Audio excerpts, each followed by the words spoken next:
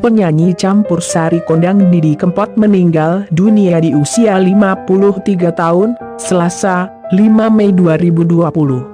Penyanyi bernama asli Didi Prasetyo itu mengalami henti jantung dan tutup usia di RS Kasih Ibu Solo pukul 7:45 WIB.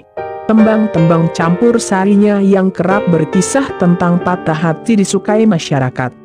Sewekuto, Stasiun Balapan, Suket Teki, Cidro, Terminal Tirtonadi dan lainnya banyak diputar di pasar, angkutan umum, gang-gang sempit, hingga mal.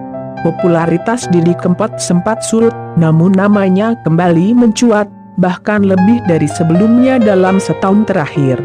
Didi Kempot juga berhasil memikat penggemar dari kalangan anak muda yang menjuluki diri sad boys, sad girls, hingga sobat ambyar. Kemudian, julukan The Godfather of the Broken Hearts pun melekat pada diri Didi Kempot.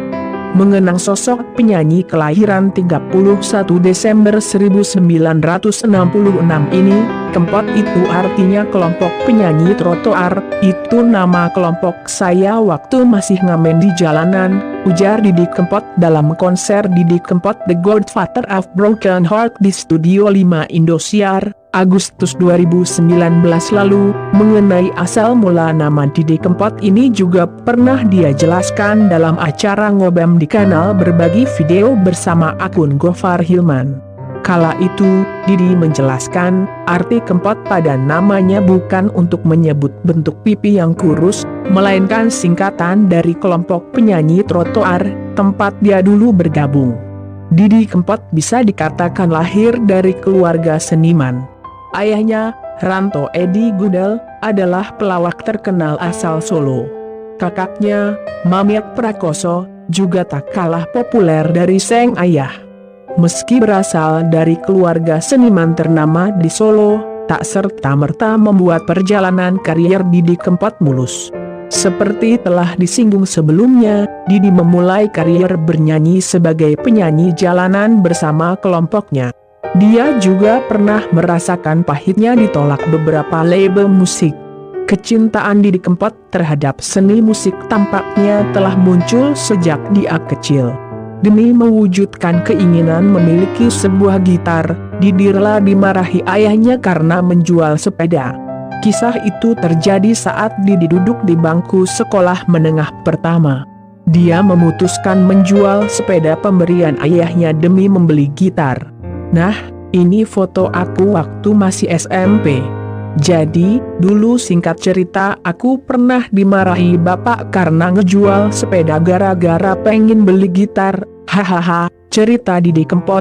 Keputusan Didi Kempot untuk mengadu nasib di ibu kota terinspirasi sang kakak, Mamyak Podang, yang sudah lebih dulu berkarya sebagai pelawak, mengikuti jejak ayah mereka.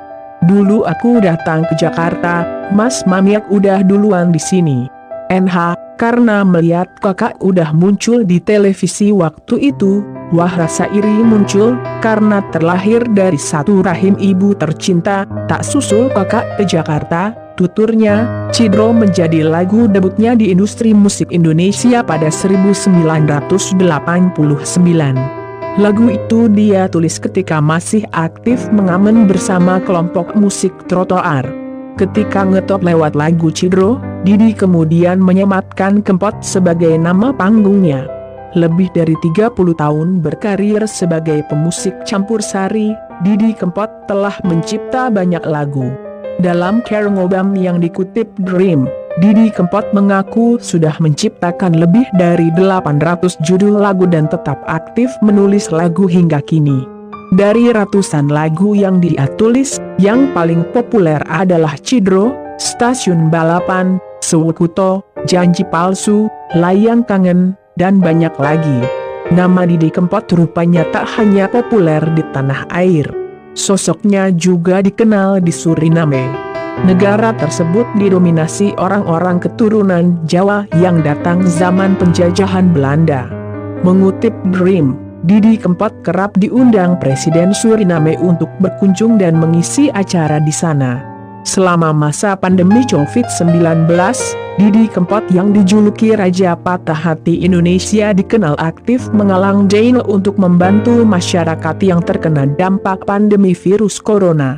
Bahkan, 3 minggu yang lalu, tepatnya 11 April 2020, Didi Kempot menggelar konser dari rumah yang disiarkan langsung stasiun televisi swasta Indonesia. Dikutip dari berbagai sumber, konser yang dipandu Rosiana Silalahi ini berhasil mengumpulkan 30.230 donatur dan dana yang terkumpul mencapai Rp5, 3 miliar.